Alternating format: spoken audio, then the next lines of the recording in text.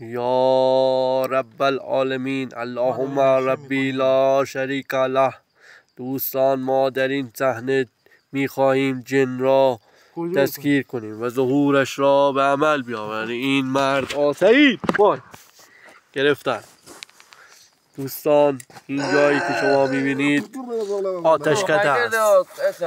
زمانی آتشکده بود و این آتش هنوز خاموش نشده است. از 1700 سال پیش به دست این مرد بزرگ مرد ایران.